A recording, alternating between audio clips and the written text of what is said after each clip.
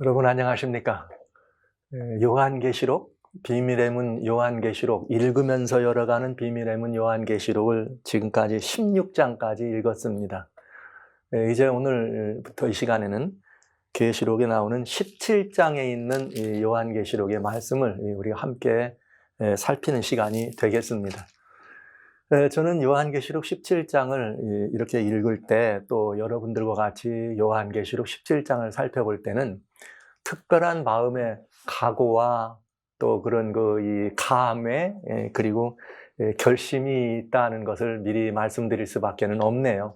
왜냐하면 이 비밀의 문 요한계시록을 저희도 읽어가는 과정에서 요한계시록이 가지고 있는 이 구속사에 들어있는 굉장히 오묘한 비밀들이 많이 들어있는데, 인류 역사를 선과학의 대쟁투라고 하는 그런 측면에서 살펴봤을 때, 선과학의 대쟁투라는 그런 측면에서 살펴봤을 때, 특별히 요한계시록 17장은, 계시록 17장은 아주 중요한 구속사에서 어둠의 세력의 그 역사가, 어둠의 세력의 역사라는 표현을 하지 않으면서 그 상징적으로 예표되어 있는 아주 엑기스가 요한계시록 17장에 들어 있습니다. 그래서 이 요한계시록 17장을 저희들이 자세히 살펴보면 이 구속의 역사 속에 어둠의 역사가 어찌 되었던지를 볼 수가 있고요. 그 아주 큰 비밀이죠. 큰 비밀.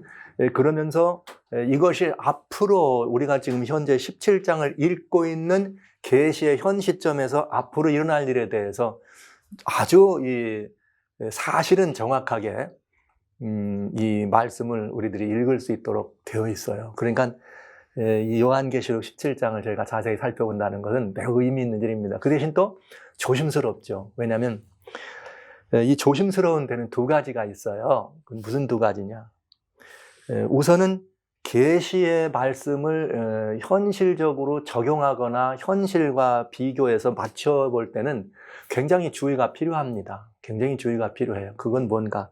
이 계시록에 기록된 이 계시가 바로 이 시대를 위한 것인가 하는 것을 정확하게 분별할 수 있어야 되는 거죠. 그러니까 시의성이 분명해야 된다. 이게 굉장히 중요한 것이에요. 그 다음에 두 번째는 뭐냐? 계시록을 읽으면서 이 계시가 오늘 이 시대를 향해서 주어진 것이 분명하다 했을 때, 물론 계시록 자체가 항상 수직적인 계시가 있어요. 이 지금을 위해서 주시는 말씀, 수평적으로 역사적인 분과에서 나오는 계시만이 아니라, 근데 17장에 나오는 계시는 역사적이고 또 특별히 종말적이고, 그러면서 지금 현실적으로 적용되는 이 부분이 딱 들어가는 것이기 때문에 이때에 우리들은 그리스도인으로서 어떻게 행동해야 할까? 우리가 신앙이라고 하는 말을 할 때는 사실은 거긴 뭐가 포함되느냐면, 신앙적으로는 우리는 순종이라는 표현을 이렇게 쓸 수 있어요. 그러나 그거 말고 삶이라고 하는 이야기를 가져다 놨을 때는 우리는 행동해야 된다. 근데 이 계시록 17장은 그런 부분에서 우리들에게 아주 중요한, 상당히 중요한 이 도전이 되는 말씀인 것을 알 수가 있게 됩니다. 그러면 이제 요한계시록 17장이 우리들에게 열릴 때 여러분 긴장하시고 또 많이 궁금한 마음이 풀릴 수 있는 이 장이라는 것을 여러분들이 기억하시면서, 굉장히 광범위한 얘기가 아주 함축적으로 들어있어요. 굉장히 광범한 이야기가 함축적으로. 그래서 다양한 이야기들을 이곳에서 나눠야 합니다. 그러니까 주제를 이해하기 위해서 주제만 그냥 달달달 읽어나가면 내용은 모른 채 성경은 읽습니다. 계시록 17장을 읽을 때는 그 주제가 흘러가는 방향과 함께 부연되는 다양한 성서적 역사, 그 다음에 성서적 내용, 의미가 있다는 것을 보면서 아주 자세하게 한번 여러분들과 같이 풀어보도록 하겠습니다. 요한계시록 17장을 한마디로 여러분들에게 정리해서 말씀드리면 큰 음료, 큰 비밀, 그리고 심판의 이야기입니다. 큰 음료의 이야기요, 큰 비밀의 이야기요, 심판의 이야기입니다. 그래서 요한계시록 17장은 시작할 때부터 뭐라고 되어 있는가? 또 7 대접을 가진 7 천사 중 하나가 와서 내게 말하여 가로되 이리 오라, 많은 무리에 앉은 큰 음녀지요, 큰 음녀에 받을 심판을 내게 보이리라. 이렇게 돼 있어요. 그러니까 요한계시록 17장은 간단해요. 요한계시록 17장은 많은 불이 앉은 큰 음녀의 심판에 관한 이야기입니다. 그러니까 이 음녀의 이야기가 계시록 17장의 중심인데 이 안에 들어있는 내용이 상당히 넓고 상당히 다양한 의미가 있다는 거죠. 그런데 중요한 것은 계시록 17장은 그 계시의 시점이 언제인가? 일곱 대접을 가진 일곱 천사라 그랬습니다. 그러니까 일곱 대접은 계시록 15장과 16장에 나오죠. 마지막 재앙과 관련돼 있죠. 일곱 재앙과 관련돼 있습니다. 그러니까 계시록 17장의 계시의 시점은 일곱 재앙 가운데 일곱 대접이 내려지는 데니까 일곱 재앙 가운데 어느 부분에 삽입된 말하자면 심판이다. 재앙도 물론 심판이니까요. 저는 지난 시간에 16장을 여러분에게 말씀드리면서 재앙은 심판이다. 그러나 단순히 그냥 이 하나님께로부터 우리들을 그냥 완전히 제거해내려는 벌, 파멸을 위한 심판만은 목적이 아니다. 반드시 모든 재앙에는 뭐가 있다? 돌아오라고 하는 초청이 있다는 거죠. 왜냐하면 성경 속에는 항상 심판이 파멸을 목적으로 한 심판은 없어요. 다 돌아오라고 하는 하나님의 초청이었지. 그러나 이 종말 시대에 가져져 있는 완전히 모든 것이 끝났을 때 나오는 그 심판은 좀 내용이 다르죠. 그러나 계시록 16장의 심판은 공의를 드러내는 심판이다. 그래서 하나님의 공의란 무엇이냐? 여러분, 하나님의 의는요, 옳고 그른 것을 분별하는 것만이 공의에 중요한 게 아니라 하나님의 진짜 공의는 사랑과 맞닥뜨려지는 거죠. 죽을 사람도 살리는 것이 하나님의 의예요. 그러니까 마지막 재앙, 일곱 재앙도 결국은 사람들을 어떻게 하는 거예요? 결국은 돌아오라고 하는 하나님의 신호였는데 끝내는 거절한 모습을 우리는 보게 된 거죠. 그래서 네 번째까지는 그런 부분에서 네 번째까지는 환경적 재앙이라면 5, 6, 7, 이 세 가지는 종교적이고 영적인 거였다. 그런 것을 여러분 말씀드리면서 이제는 일곱 대접이 계시의 시점 가운데 일곱 재앙이라고 하는 16장 부속된 것이라는 것을 미리 말씀드리면서 한눈에 담아보는 요한계시록, 여러분들에게 요한계시록을 한눈에다 이렇게 이 말씀을 드리려고 합니다. 아니, 왜 계시록을 연구할 때 처음부터 안 일러주고 이거를 17장 때 얘기를 해주십니까? 이렇게 궁금할 수 있어요. 그래서 처음부터 이건 말씀드려도 여러분, 우리가 다 이 계시록을 이해할 수 없습니다. 그러나 지금까지 이제 계시록을 장절을 발견하면서 하나씩 풀어왔기 때문에 이제 이 말씀이 여러분들이 아하 이렇게 되는 거죠. 그래서 제가 이 도표를 아하 도표라고 하는 것이에요. 요한계시록을 한눈에 담아보는 아하 도표다. 요한계시록은 여러분 역사적으로 보라보면 어떻게 되어 있느냐면 1장부터 11장까지는 역사적인 대쟁투의 모습이 들어 있습니다. 역사적인 대쟁투의 모습입니다. 계시록은 아시는 바대로 예수님의 십자가 이후부터 역사가 기록된 것이니까요. 십자가 이후부터. 그래서 계시록 1장부터 11까지는 역사적인 대쟁투가 들어있다. 그러면서 12장에 총체적인 대쟁투, 이건 총체적이라는 말은 우주적인 것입니다. 그 범위와 이 길이가 있어서 성경의 어떤 부분보다 가장 길고 가장 범위가 넓은 곳이 계시록 12장입니다. 왜냐하면 양방향 계시로서 하늘에서 있는 일이 있고 땅에서 있는 일이 동시에 보여줄 뿐만 아니라 하늘 시작부터 이 땅에서 있는 역사의 마지막을 이렇게 보여주는 계시이기 때문에 가장 길다. 그래서 제가 총체적인 대쟁투다. 이 총체적 대쟁투는 역사적 대쟁투를 포함하는 것이죠. 그러면서 역사적 대쟁투의 이후에 나오는 모든 것도 거기에 상관되는 것이다. 제가 써놓지를 않았어요. 그러면서 여기 계시록 12장 이후에는 총체적인 거니까 앞에가 역사적 부분이라면 뒤는 뭐냐면 종말적 대쟁투예요. 종말적 대쟁투가 20장까지 기록이 되어 있죠.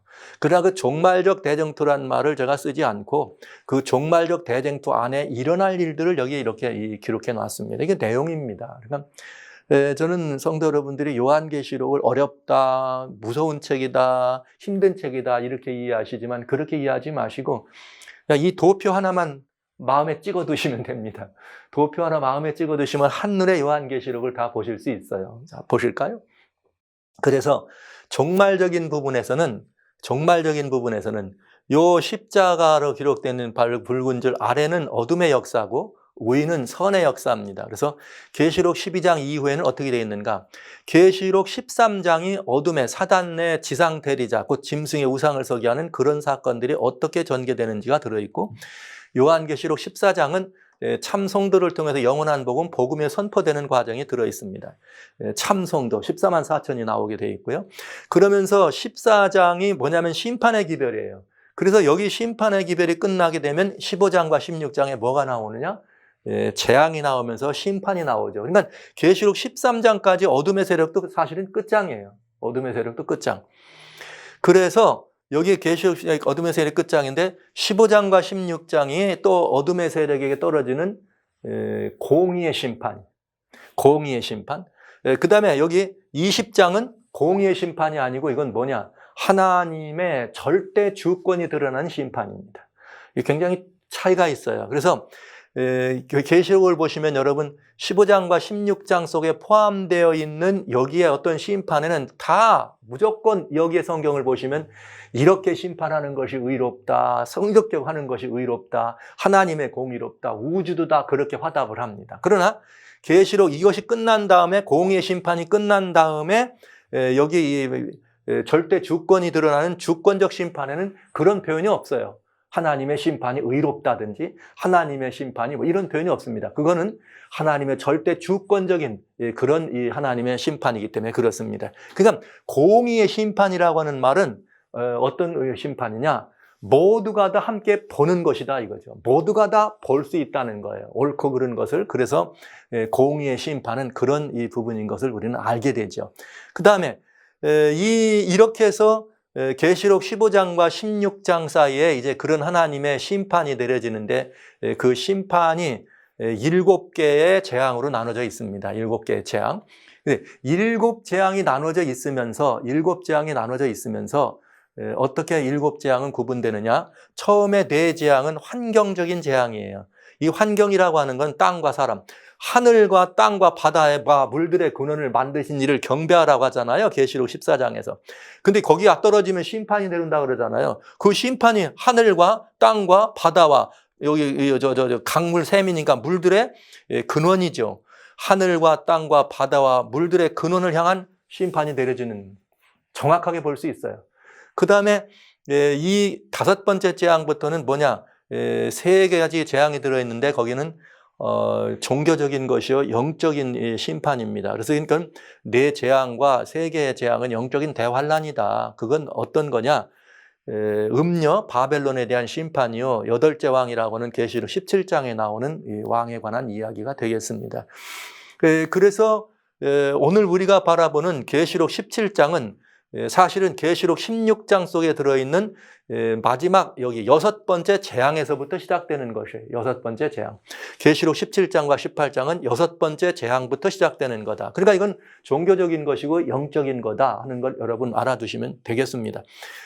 그리고 계시록 여기 16장 가운데 6번째 재앙이 뭐가 되느냐? 아마겟돈이라고 하는 전쟁이 떨어지죠. 6번째 재앙에. 그래서 6번째 재앙이 아마겟돈이 만나고 아마겟돈 싸움에 관한 구체적인 모습이 계시록 19장에 들어있어요. 그래서 아마겟돈은 예수님이 재림하시면서 계시록 19장에 이렇게 표현되는 것을 우리가 볼 수 있죠. 그러니까 여러분 사실은 계시록 16장에는 7장이 맞춰질 때가 19장이 되면서 예수님 재림하는 모습이면서 아마겟돈이라고 하는 예수님 재림을 막으려고 하는 사단의 이런 이 모습이 있고, 최종적인 파멸이, 거짓 종교가 최종적인 파멸이 내려지는 것이 보여지게 되죠. 그 다음에 이제 계시록 20장은 이 백보자, 하얀 보자예요. 백보자에서 최후의 심판, 이거는 주권적 심판이라고 말씀드렸어요. 1000년기 안에 이루어지는 일입니다. 그 다음에 사단과 짐승, 거짓 선지자, 그리고 악인이 결국은 소멸되는 그런 심판의 모습이 들어있는 것이고요. 저 맨 마지막에 21장과 22장은 새 하늘과 새 땅이, 새 예루살렘이, 영원한 나라가, 영원한 생명이 주어지고 하나님의 통치가 있고 하나님의 자녀가 되는, 완전히 하나님의 자녀가 되는 거죠. 그래서 이 완전히 하나님의 자녀가 된다고 하는 이 말은 무슨 말이냐면 에베소 1장 4절로 5절에 있는 말씀이에요. 하나님이 인간을 창조하시는데 인간을 지으시는 목적이 뭐냐? 에베소 1장 4절과 5절에는 인간을 창조하신 목적이 하나님의 아들 되게 하려고 창조하십니다. 근데 이게 누구 안에서 아들 되느냐? 예수님 안에서요. 근데 인간이 범죄했죠. 그래서 하나님 밖으로 나갔습니다. 그러나 다시 예수님의 은혜로 말미암아 에베소 1장 7절에 구속, 죄사함으로 말미암아 하나님의 자녀의 특권을 얻습니다. 그래서 요한계시록 21장에는 우리가 무슨 말이 들어있느냐? 다 이루었도다. 세 번째 다 이루었다가 6절에 등장하죠. 그러면서 다 이뤘는데 그 다 이룬 내용이 뭐냐? 여러분 놀라운 이야기예요. 복음을 다 이룬 이 이야기가 이거는 여러분에게 너무나 귀한 것이기 때문에 읽어드리는 게 좋겠어요. 읽어드리는 게. 계시록 21장 6절입니다. 또 내게 말씀하시되 이루었도다. 성경 속에 다 이루었도다가 3번 등장합니다. 1번은 창세기 2장 1절에 천지와 만물이 7째 날 이룰 때 다 이루었도다. 그 다음에는 예수님께서 요한복음 19장 30절에 구속의 역사를 이루시고 십자가에서 다 이루었도다. 그러나 구속에 거기서 완성된 건 아니에요. 구속의 역사는 죄를 용서해서 내가 예수님을 믿으면 끝나는 것이 아니라 죄로 말미암아 망가진 이 모든 죄의 근원들, 그래서 심지어 죄까지라도 없애고 완전히 죄가 사라지고 죄로 인해서 없어졌던 모든 것들이 다시 새롭게 창조될 때라야 모든 구속이 완성이 되는 거죠. 예. 그러니까 십자가에서는 구속의 공과 공효가 완성된 것이에요. 대속의 공로가 마련되는 완성이라면 계시록 21장 6절에 나오는 다이었다는 완전히 구속이 완성되는 의미를 말합니다. 구속의 완성의 결과가 뭔가? 구속의 완성의 결과가 21장 6절 또 내게 말씀하시되 이루었도다. 나는 알파와 오메가요 처음과 나중이라. 내가 생명수 생물로 목마른 자에게 값없이 주리니 이기는 자에는 이것을 유업으로 얻으리라. 나는 저희 하나님이 되고 그는 내 아들이 되리라. 할렐루야. 예. 이렇게 돼 있습니다. 그러니까 구속의 마침이 하나님의 아들, 딸 되는 거예요, 우리가. 이것이 선악의 대쟁투의 마지막 결론이에요. 새하늘과 새 땅이 이루어지고 새하늘과 새 땅이 이루어지고 그 새하늘과 새 땅의 주인공으로 하나님의 아들. 왜냐하면 창조, 인간 창조의 목표가 바로 하나님의 아들 되는 거니까요. 예, 굉장한 이야기입니다. 굉장한 이야기입니다. 이 굉장한 이야기입니다. 이 사실이. 이렇게 해서 하나님의 아들이 되니까, 즉 하나님의 아들이 돼야지만 하나님과 연합되는 거, 모든 영원한 연합이 있고 이제는 다시는 상함도 아픔도 상하지 않으니까 눈물도 없는 것이고 죽음이 없으니까 헤어짐도 없는 것이고 영원한 이 새하늘과 새 땅에서 하나님의 딸로 사는 이것이 계시록에 들어있는 아주 복되고 아주 아름답고 이 오묘한 하나님의 이 말씀이에요. 하나님의 은혜로.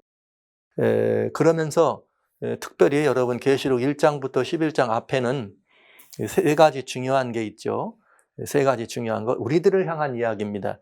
3장부터 4장에 2장부터 3장에 7교회가 있고 그 다음에 4장과 5장에 하나님의 보좌가 나오고 6장에 7인이 나오고 7장에 14만 4천이라고 하는 인치는 일이 설명되면서 8장과 9장에 7 나팔이 이 안에 들어있습니다. 그러면서 이것들을 이 역사적 대쟁투를 이렇게 정리해 준 것이 계시록 10장과 계시록 11장입니다. 입에는 정말 꿀같이 답니다. 배는 썼습니다. 근데 이게 무슨 말이냐면 복음의 역사는 예레미야도 그렇고 에스겔도 그렇고 하나님 말씀을 받을 때 행복해. 너무 좋아. 그 다음에 배 쓰다는 말은 무슨 말이냐면 이 복음이 너무 좋아서 복음대로 사는 거죠. 그러면 복음대로 산다는 게 뭐예요? 복음을 증거하고 사는 거죠. 그랬더니 결과는 어때요? 핍박이 오고 박해가 와서 배는 쓴 경험. 그것이 요한계시록 11장에 나오는 거예요. 10장에는 배에는 쓰다 나왔는데 11장에 어떻게 썼느냐? 11장에 두 증인이 나와가지고 복음을 쫙 전거했어요. 예수님 십자가 이후에. 그랬는데 결과는 뭡니까? 나중에 무적행의 사자가 나가 죽여버리잖아요. 배에는 쓴 경험이 바로 그렇게 설명된 것입니다. 즉 복음이 그렇게 증거되지만 늘 어땠다? 복음은 항상 핍박을 받았다. 복음이 핍박을 받는 모습이 여기에 7인과 7 나팔에 들어있는 것이죠. 이렇게 해서 역사적으로 일어난 일을 우리는 보는 것입니다. 자, 이러면 이렇게 하나 다 볼 수가 있다. 그러면서 계시록 12장은 총체적 대쟁투이면서 거기에 이 세력이 있는데 여기 써놓지 않았어요, 제가. 어둠의 세력은 용, 7머리 10뿔로 되는 용이요. 이게 이제 어둠의 세력이요. 복음이니까 하나님의 뭐예요? 참 백성, 여인으로 묘사되어 있는 하나님의 참 백성을 설명해 주고 있다고 하는 것을 우리는 보게 됩니다. 이렇게 해서 죄와 어둠의 역사가 정말 아랫부분에서 어떻게 연결되는지를 나와 있습니다. 그래서 계시록을 여러분, 이 계시록이 주님의 은혜의 역사로 기록된 것이고 주님의 은혜의 역사의 마감이 뭐냐? 에베소 1장 4절로 5절이 마감이라는 거 기억해 주시고요. 그래서 계시록은 어려운 내용이 아니에요. 이 사실을 이해하면 요렇게 갖다가 붙여 넣으시면 여러분 다 읽어서 이해할 수 있는 그런 내용들이 되겠습니다. 자, 그럼 이제 17장은 뭐와 관련이 있다? 7개 재앙이 내렸던 계시록 16장에 나오는 7재앙과 관련이 있다. 특별히 5번째 재앙은 짐승의 보좌에게 떨어졌다. 그럼 짐승이 무엇인지를 알면 우리는 알 수 있겠죠. 짐승의 보좌에게 떨어졌다. 근데 이 16장에 나오는 7재앙이 짐승의 우상과 그 표를, 우상에 경배하거나 그 표를 받은 사람한테 내리니까 그 짐승은 뭐예요? 마지막 시대에 이 세상을 하나님을 대적하는 길을 몰아들어간 모든 어둠의 세력이 다 짐승 아닙니까? 그래서 그것이 환난 가운데 이렇게 재앙 가운데 떨어지면서 그 보좌에 쏟으면서 거짓 종교가 드러나게 됩니다. 거짓 종교가 드러나게 되면서 그 거짓 종교가 드러나면서 거기에 포함되어 있는 6번째 재앙에 유브라데 강이 마르거나 이런 사건들이 있어요. 그럼 이 사건이 뭘까? 궁금하죠? 계시록 17장이 그 문제에 대한 답을 제공해 주는 것이죠. 그래서 17장과 18장은 바로 음녀와 짐승이 받는 심판 가운데 음녀에 관한 이야기로 중심이 되어 있다. 이렇게 보시면 되겠습니다. 음녀와 관한 이야기. 자, 그러면 이제 계시록 17장을 한번 봅니다. 7대접을 가진 7천사 중 왔다. 그러니까 계시록 16장 7재앙 가운데 포함되는 것이 계시의 시점이 계시록 17장이다.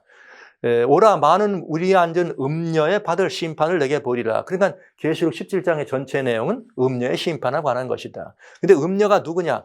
땅의 임금들도 그로 더불어 음행하고 땅에 거하는 자들도 음행의 포도주에 취하였다 하라. 그 다음에 뭐냐?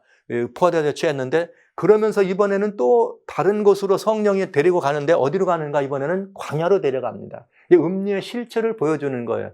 1절과 2절은 음녀의 심판을 보여준다. 많은 불의에 앉은 음녀의 심판을 보여주겠다 얘기하고 그 음녀의 실체가 뭐냐? 뭘 탔느냐? 붉은빛 짐승을 탔더라. 그런데 짐승의 몸에는 참남된 이름이 가득하고 7머리와 10뿔이 있더라. 짐승의 몸에 참남된 이름이 가득하고 7머리 10뿔이 있더라. 그 여자는 자줏빛과 붉은빛 옷을 입고 금과 보석과 진주로 꾸미고 손에 금잔을 가졌는데 가증한 물건과 음행에 더러운 것들이 가득하더라.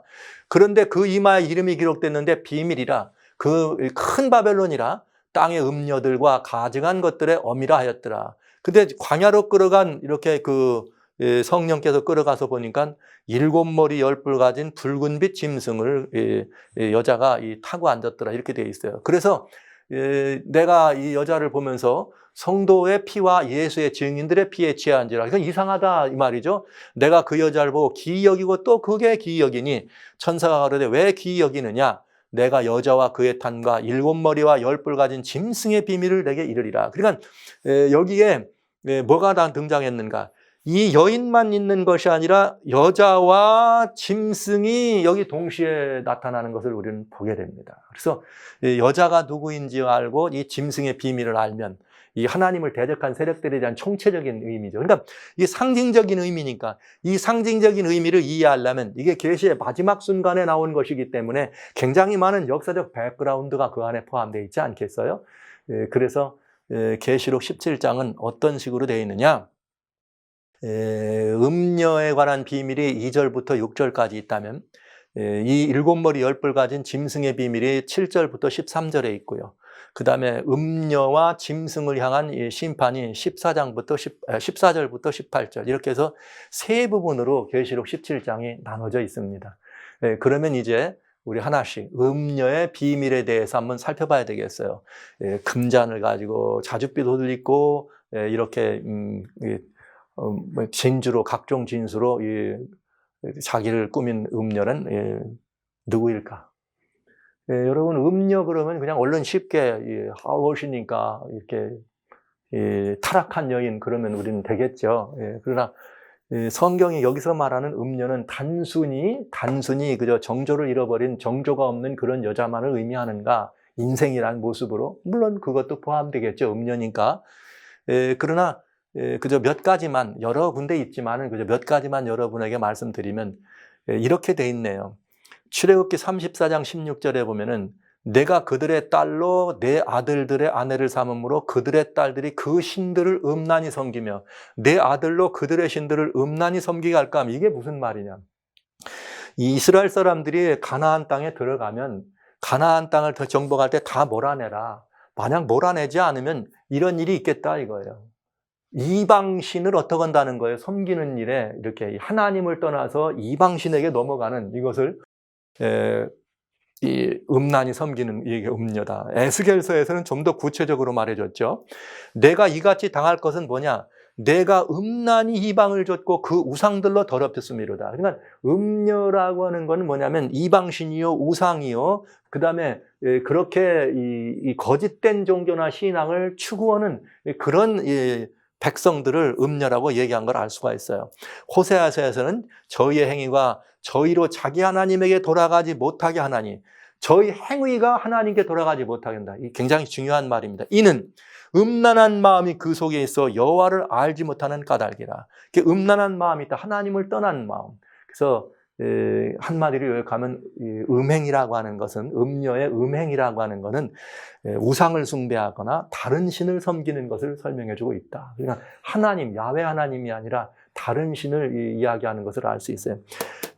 시편에 주님 너희가 음녀같이 하나님을 떠났다 이렇게 이 표현을 하고 있죠. 그러니까 또 이제 신을 그 다음에 계시록 17장 1절로 2절에 보면은 어떤 말이 여기 들어있는가 하면 땅의 임금들도 그로 더불어 음행하였다. 땅에 거하는 자들도 음행의 진노조에 퍼였다. 그러니까 음행이란 뭐냐? 하나님을 떠나서 우상을 섬길 뿐만 아니라 종교가 정치와 연합하는 것이 음행이에요. 종교가 정치와 임금들이 연합하는 것. 그 다음에 땅에 거하는 자들인가 모든 만백성이라고 얘기할 수 있겠죠. 그러나 여러 것을 따라보면 종교와 땅에 거하는 자들, 경제나 사역을 위하는 모든 이런 일들이 함께 포함되는 것이 음행이다. 그러니까 이 음녀는 종교로 하나님이 없는 종교면서 이 국가 정치나 아니면 여러 다양한 이 상고들, 이걸 더 자세히 설명해 준 게 계시록 18장이에요. 여기 3절에 땅의 상고들도 음행했다. 그러니까 여기 땅에 거하는 자들이란 말은 특별히 상고라는 것을 계시록 18장에서 우리들에게 보여줍니다. 그러니까 특별히 계시록 17장은 정치적 음행을 더 많이 보여줬고 계시록 18장에서는 경제적 음행을 더 많이 보여줬어요. 이 음녀가. 그러니까 굉장히 자세히 성경이 돼 있죠. 그래서 계시록 18장은 경제적 음행이 들어있고 계시록 17장에는 정치적 음행이 들어있다. 종교와 정치가 합동되어 있는 것을 보니까요. 성경 그대로 한번 풀어볼 거예요. 이 음녀가 앉은 데는 어디냐? 많은 물이다. 그러면서 계시록 17장 15절에 천사가 내게 말하되 내가 본 바 음녀에 앉은 물은 백성과 무리와 열국과 방언들이라. 그러니까 만백성은 위에서 뭐 하고 있다는 거예요? 거짓 종교, 우상에 경배하고 다른 신을 좇는 이런 음녀가 누구 위에 있다? 만민 위에 올라 있더라. 만민 위에. 그런데 만민 위에인데 왜냐하면 백성과 무리와 열국의 박성이라는 말은 만민이라는 의미를 알 수가 있죠. 그래서 이 세상에는 이 음녀가 있으니까 세상에 있는 이렇게 비밀이 두 가지가 있는데 두 비밀이 있습니다. 하나는 경건의 비밀이요, 하나는 이 불법의 비밀이에요. 경건의 비밀이란 말은 디모데전서 3장 16절에 크도다 경건의 비밀이요 그렇지 않다는 이 없다 하면서 우리 하나님께서 이렇게 예수님이 육체로 오신 것을 경건의 비밀이다. 그러면서 또 하나는 뭐냐? 데살로니가후서 2장에 보면은 주님 말씀하신 것은 불법의 비밀이다. 2장 3절로 4절에 불법의 비밀은 하나님을 대적하는 비밀입니다. 그래서 선과 악의 두 비밀이 있는데 이 계시록에 나오는 이 여인은 두 여인이 계시록에 등장하죠. 근데 성경의 전편을 이해하실 때 이 사실을 이해하시면 굉장히 쉽게 이해할 수 있어요. 하나님을 대리하고 있는 선의 편을 대리하는 하나님의 권세를 이스라엘이라, 나라의 권세를 이스라엘, 그 다음에 종교적 권세를 예루살렘이라. 그 다음에 그 또 똑같이 종교적인 이야기를 딸 혹은 시온이다, 여인으로 묘사해요, 딸로. 그러면서 이 여인은 정결한 여인을 의미한 것이고, 하나님에게는 이것은 정결한 여인은 은혜의 구원이다, 이런 표현을 보시면 되겠고요. 사단의 대리, 어둠의 대리는 이렇게 이스라엘을 대적해서 애굽이라고 나와 있고요. 종교적인 것이 아니라 정치적인 권세예요. 예루살렘을 대적하는 바벨론이 등장합니다. 성경에 보십시오. 바벨론이 나오면 항상 예루살렘을 공격했고 애굽은 이스라엘입니다. 이렇게 다 이게 구분이 돼 있어요. 하나님의 백성들을 딸 시온이다, 시온의 딸이다 했는가 하면 사단이죠. 딸이 성경에 그냥 딸 갈대아다 이렇게 표현하고 있습니다. 그 다음에 정결한 여인이요 하나는 음녀다. 여기 시편 73편 27절은 이렇게 말해. 너희가 음녀같이 하나님을 떠났다. 이렇게. 하나님을 떠난 것이 뭐예요? 음녀다. 이렇게 표현되는 것. 은혜의 구원과 이 행의 구원의 이 저희가 나오면서 여기 보시면은 이사야 7장 14절에 처녀가 잉태하여 아들을 낳는다. 처녀가 잉태하여 아들을 낳는다. 그러면서 하나님의 백성들을 이렇게 설명하면서 여인의 후손으로 설명해 주고 있죠. 이사야 52장 2절에는 너는 티끌을 떨어버려라 예루살렘이여 일어나 보좌에 앉을지라. 그러면서 예루살렘과 사로잡힌 딸 시온이여, 예루살렘을 이 하나님의 여인으로 그러면서 같이 이 딸 시온이라고 하면서 여인의 묘사하는 것을 볼 수가 있습니다. 아름답고 묘한 딸 시온, 예루살렘이에요. 예루살렘이기도 하고 시온입니다. 이건 뭐냐? 종교적인 의미를 얘기하면서 하나님의 정결한 딸, 하나님의 친백성들을 의미하는 것이죠. 그래서 예루살렘은 메시아를 해산할 하나님의 딸이요, 하나님의 참 백성들을 의미하는 것이다. 하나님의 참 백성들을 의미하는 것이 예루살렘이요 시온이다. 음녀가 아니라 정결한 여인이다. 그래서 이 세상에서도 이 예루살렘은 항상 모든 이 하나님을 향한 종교의 중심지가 되도록 그렇게 살피고 돌아왔습니다. 지금까지도 예루살렘은 그런 의미를 가지고 있죠. 그런가 하면은 바벨론은 어떻게 됐는가? 똑같이 처녀딸 바벨론이요. 역시 바벨론도 뭐라 그랬어요? 하나님이 딸이요. 제가 이 말씀을 볼 때마다 마음이 많이 아리아리해요. 내 딸 시온아. 근데 바벨론을 보고도 뭐라 그래요? 바벨론을 보고 남의 딸이라 그래요? 아니잖아요. 처녀 딸 바벨론아 이렇게 말해. 여러분, 이 문제는 이거예요. 한 번도 하나님은 인류를 버린 적이 없어요. 모든 인류는 한 번도 하나님이 모든 인류를 버린 적이 없어요. 그러나 인류가 하나님을 버린 거죠. 이게 하나님의 딸인 바벨론도 하나님의 이 백성들이지만 자기들이 뭐한 거예요? 하나님을 떠나갔어요. 그래서 티끌에 앉으라 딸 갈대하여 보호자가 없으니 땅에, 이게 하나님을 떠난 백성들입니다. 자기가 하나님의 자녀인 것을 부정하고 거부하고, 그래서 음녀인 거예요. 떠나갔기 때문에. 자, 땅에 앉으라 내가 다시는 곱고 아립답답 칭함을 받지 못할 거다. 부정하다는 얘기죠. 딸 갈대하여, 딸 갈대하여. 여러분, 이 말씀을 이렇게 보면서 하나님의 사랑과 그 하나님의 하나님을 떠나간 그야말로 버려진 딸, 하나님을 떠나간 그런 정말 이 배도한 백성들을 바라보는 하나님의 마음이 좀 전달되지 않습니까? 딸 바벨론아, 처녀딸 바벨론아, 딸 갈대아야. 이렇게 부르는 거죠. 그러나 너희는 어떻다? 흑암으로 들어갈 수밖에 없다니. 하나님의 아픔이 여기 표현되는 걸 볼 수 있어요. 그냥 너 음녀 갈대아 이렇게 해도 되는 거 아니에요? 너 나쁜 누구 이렇게 할 수 있잖아요. 하나님이 그렇게 표현하지 않네. 그러면서 내가 다시는 열국의 주모라. 이 열국의 주모란 말이 참 재밌어요. 열국의 주모라 칭함을 받지 못하더라. 여러분, 열국의 주모 한번 볼까요? 열국은 뭐 여러 나라들이요 퀸이 여왕입니다. 근데 이 여왕이다. 퀸이니까 여황이죠. 여자는 뭐예요? 여자는 교회를 말하잖아요. 그럼 교회의 황제네. 열국의 주모란 말은 교황이란 뜻하고도 이렇게 재밌게 풀어볼 수 있겠어요. 자, 그러면서 예레미야 51장 23절에 만군의 여호와 이스라엘의 하나님이 이같이 말씀하시되 딸 바벨론은 내가 이른 다장마당과 같은지라 미구의 추수때가 있으리라 하시노라. 이스라엘의 하나님이면서 여기 딸 바벨론이라고 하면서 끝내 하나님께서 바벨론을 심판하실 수밖에 없는 모습을 우리는 보여줍니다. 구약 바벨론은 세상 나라의 종교적 여왕인 것, 하나님을 떠난 종교라는 말씀을 여러분들에게 말씀드리면서 실제 구약 당시에 이 바벨론은 정말 굉장히 중요한 이방 종교, 우상을 숭배하는 거짓 종교의 대표적인 이 도시가 되었죠. 성경에 전편에 여러분 꼭 기억해 두시기 바랍니다. 창세기 11장에 바벨탑이 등장하면서 바벨론이 나옵니다. 그러면서 구약 성경에는 고대 바벨론에 대한 이야기는 안 나오지만은 신바벨로니아, 느부갓네살 임금의 바벨론 이야기가 나옵니다. 그렇게 해서 바벨론이라고 하는 도시는 정치와 종교가 합당돼요. 종교적 정치국가예요. 도시국가이면서 정치와 종교가 합동되는. 그래서 구약의 바벨론이라고 하는 나라는 538년에 완전히 멸망하지만은 바벨론의 나라는 멸망합니다. 그러나 바벨론의 종교는 망하지 않습니다. 네, 이게 중요하죠. 그래서 이 바벨론이라고 하는 국가는 망했지만 이게 바벨론이라는 종교는 살아있어요. 그래서 하나님은 그 바벨론 종교가 살아있기 때문에 끝내 바벨론 하시면서 계시록 18장에도 바벨론, 여기 17장에도 바벨론, 마지막 시대의 영적인 의미에서 큰 성 바벨론은 종교적 의미를 거기에 깊이 함축하고 있는 모습을 우리에게 보여주고 있지요. 그래서 이 바벨론을 보는 것은 아주 중요합니다. 그래서 계시록 17장에는 이 여인이 앉아있는 여인이 나오는데 이 여인의 성경 속에 두 여인이 들어있어요. 두 여인이 지금까지 본 것처럼 하나님의 딸, 하나님의 버려진 딸이 아니라 하나님을 떠나간 딸, 두 여인인데 이 두 여인이 굉장히 달라요. 자, 이 하나님이 계시록 12장에 이 정결한 여인하고 계시록 17장에 부정한 이 정결하지 않은 여인이 나오잖아요. 그런데 어떻게 되느냐? 이 정결한 여인은 달을 밟았습니다. 그 백그라운드가 만약에 바탕이 달입니다. 근데 이 부정한 여인은 바탕이 뭐예요? 짐승을 깔고 앉았네.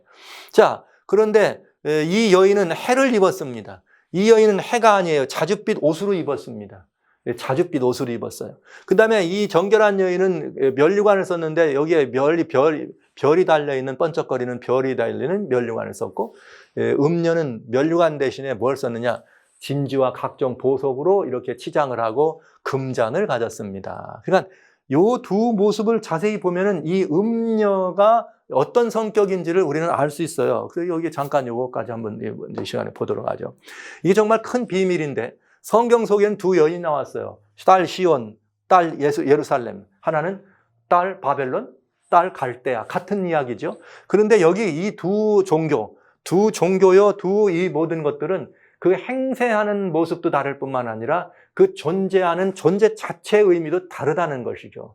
여러분 아시는 것처럼 이미 저는 계시록 12장을 이미 봤으니까 여러분 계시록 12장 때 정결한 여인, 하나님의 여인에 대한 이야기를 자세히 해놨습니다. 그러니까 그 계시록 12장을 비밀의 문 요한계시록 계시록 12장을 한번 꼭 보시면 더 잘 이해될 거예요. 정결한 여인에 대해서는. 그러면 이 여자가 정결한 여자를 알아야 이 음녀 타락한 여자를 알 수가 있기 때문에 정결한 여자를 한번 보세요. 이 정결한 여자는 누구냐? 그 종교라 그랬어요. 종교라고 하나님의 참백성 종교. 성경, 다른 성경을 의미해요. 다른 성경을 의미한다. 왜 달이 성경이냐? 시편에 달을 이야기할 때는 궁창이 확실한 증인이다. 그럼 달이 증거하는 건 태양이 있다는 증거잖아요. 그래서 태양은 예수님을 말하고 요한복음 5장 39절에 성경을 읽는데 성경이 뭐에 대한 증거냐? 예수님, 나에 대한 증거다. 이렇게 돼 있습니다. 그래서 정결한 여인에 관한 이야기를 얘기할 때 그 존재의 근원이 하나님의 말씀이 존재의 근원이다. 그 다음에 이 여인이 입고 있는 옷은 뭐냐? 해를 입었답니다. 해를 입었다 그랬으니까 여러분 해를 입었으면 이 성경이 뭐라 그래서 예수님에 대하여 증거하는 거다. 달이 예수님을 증거하는 거니까 해는 뭐냐? 해는 열방을 살리는 돋는 햇볕이에요. 돋는 태양. 그래서 우리를 죄사함으로 얻게 하는 구원 얻게 하는 돋는 태양이 우리에게 떠오른다. 여기 누가복음에 1장 78절에 보면 그렇게 됐죠. 돋는 태양이 떠올라서 죄사함으로 얻는 구원을 갖다 주시는 예수님. 말라기 4장 2절에는 오직 여호와를 경외하는 자는 의의 태양이 떠오른다. 예수 그리스도를 우리는 알 수가 있습니다. 그런데 이 여인이 태양을 옷 입었어? 태양이 예수님이라면 갈라디아 3장 27절은 뭐라고 되어 있어요? 우리가 다 예수 그리스도 앞하여 침례를 받음으로 그리스도로 옷 입었느니라. 그러니까 해를 입었다는 말은 예수님으로 옷 입었다 이런 뜻이죠. 조금 우리 말을 붙인다면 믿음으로 말미암아 예수님을 개인의 구절에 영접하고 예수님의 의로 이 모든 이 영생의 옷, 의의 옷, 이 진실의 옷, 구원의 옷을 입었다 이 표현을 우리는 알게 되는 것입니다. 그러면 여러분 12별의 면류관을 말할 것도 없고 임금이 쓰는 거잖아요. 왕이 쓰는 것. 근데 여러분 하나님께서 하나님 백성들을 부르실 때 너희들은 왕 같은 제사장이다. 요한계시록 5장에는 너희가 이 땅에서 무엇 노릇하리라? 왕 노릇하리라. 정말 중요한 이야기죠. 그리스도인의 이 아름다운 모습을 설명할 때 12별의 멸류관, 별은 계시록 1장 20절에 이 교회 사자라 그래. 사자란 말은 증인이란 뜻이죠. 근데 뭐의 증인이냐? 하나님의 백성들은 예수 그리스도의 증인입니다. 예수를 증거하려면 뭘로만 가능해요? 성령의 은혜로만 가능합니다. 그러니까 성령 충만한 생애를 살아서 예수의 증거를 가진 사람들을 설명해 주는 것을 알 수가 있죠. 그래서 이 여인의 한마디로 이 여인을 설명한다면 하나님의 계명과 예수의 증거를 가진 여자입니다. 그 삶을 통해서 예수의 증거, 누가 나타나는 거예요? 오직 예수 그리스도만 나타나는 여인인 것을 알 수가 있게 되겠습니다. 그러면 이 음녀라고 하는 것, 타락한 여인은, 여인을 반대하는 여인은 뭘 말하느냐? 그러니까 지금까지 구약부터 신약까지 지금까지 오면서 하나님 백성들은 전부 이 역사 속에 다 포함되어 있는 거죠. 그런데 여기 구약에 여기 이제 신약 17장에 나와 있는 음녀는 뭘 입었느냐? 잘 보시죠. 음녀의 기본은 뭐냐? 짐승을 탔어요. 짐승은 성경에 뭐라고 나오는가? 다니엘 7장에 주님 말씀하시기를 짐승은 왕이요, 네 나라가 나오는 다니엘 설명에 왕이요 곧 나라들을 의미한다 그랬습니다. 그러니까 정치적 권세예요. 이 여인은, 이 종교는, 거짓 종교는 타락한 종교죠. 바벨론이라고 하는 종교는 무엇을 깔고 앉아요? 항상 정치적인 권세를 손에 깔아 바탕으로 한다. 그 존립의 근거가 하나님의 말씀이 아니라 뭐라는 거예요? 세속적 권세. 그러니까 종교가 세속적 권세를 활용하면 그건 위험한 것이고 그건 가짜라는 것을 금방 알 수 있어요. 그러니까 지금 이 부분을 이해하시면 여러분 금방 우리가 이 음녀의 정체를 이제 밝혀야 되기 때문에 이걸 밝히는데 금방 알아볼 수 있죠. 그 다음에 이 여인은 이 정결한 여인은 태양을 옷 입었는데 해를 입었는데 이 여인은 자주 색깔 입었습니다. 자주 색깔이라는 게 뭐예요? 피를 흘린 다음에 피가 조금 지나면 어떻게 됩니까? 이 약간 검붉게 되잖아요. 이 보혈을 어떻게 한 거예요? 여기 자줏빛 갓옷을 입었다고 하는 말은 보혈의 공로. 예수님은 참 놀라운 이야기예요. 여러분 예수님의 피는 말이죠. 예수님의 보혈은 계시록 7장 14절에 보면 이렇게 되어 있어요. 보혈로를 피 아닙니까? 보혈을 씻으면 빨갛게 돼야 되잖아요. 그런데 성경은 그렇게 말하잖아요. 보혈로 씻으면 희게 된다. 그러니까 이 여인이 옷 입은 것은 예수님을 옷 입은 건 예수님의 보혈을 의지하고 예수님의 보혈을 의등으로 영접했더니 그 옷이 어떻게 되더라? 희더라. 이 여인은 보혈의 공로를 의지하지 않은 거죠. 그러니까 희지 않아요. 그러니까 자주 색깔 옷을 입었는데 자줏빛이에요. 붉은 색깔로 보혈은 흉내를 냈지만 사실은 그건 가짜 보혈이다. 여러분 참 재밌죠? 빛의 3요소는 섞으면 투명하게 됩니다. 빛의 3요소. 그러나 색깔은 합치면 검게 됩니다. 그러니까 이거 색하고 빛하고는 전혀 다른 거죠. 이 자주 색깔 옷을 입었다는 말은 예수님의 가짜 보혈을 흉내내고 있다는 거죠. 그래서 예수님의 가짜 보혈을 흉내내는 거는 이 정치적 권세를 힘입고 그러니까 말씀이 반석에 없으니까 이거는 진실된 구원의 이치가 있을 수가 없는 거죠. 그래서 데살로니가 후서 2장에는 하나님의 성전에 앉아서 자칭 하나님이라 하느니라. 고린도후서는 11장 13절로 14절에는 이 거짓 사도들, 이런 것도 거짓의 역군들도 빛의 천사로 가장한다. 사단도 빛의 천사로 가장한다. 여러분 속지 마세요. 이 옷은 보혈로 나는 빨간 색깔이지만 여러분 그것은 하나님의 색깔이 아닙니다. 여러분 잘 보세요. 거짓 종교일수록 붉은 색깔을 좋아하는 것 같아요. 어디 가면 제일 많이 있죠? 높을수록 빨간 옷 많이 입고 다녀요. 잘 보십시오. 여기 이렇게 해서 이 색깔이 있다. 그 다음에 이 여인은 면류관이 없어요. 그러니까 이길 수가 없죠. 면류관은 없어. 면류관이 없고 뭐 했냐? 보석이나 이런 것들로 몸을 치장해서 휘황찬란하게 사람들을 끄는 거죠. 그러면서 뭐 하는 거예요? 이 잔을 손에 들었습니다. 이 잔은 무슨 잔이냐? 성경에 답이 딱 들어 있습니다. 예레미야 51장 7절에 너 바벨론은 뭐라겠는가? 여호와의 수중에 있는 하나님의 백성들을 만국의 포도주로 취하게 하는 이렇게 금잔이다. 이렇게 돼 있어요.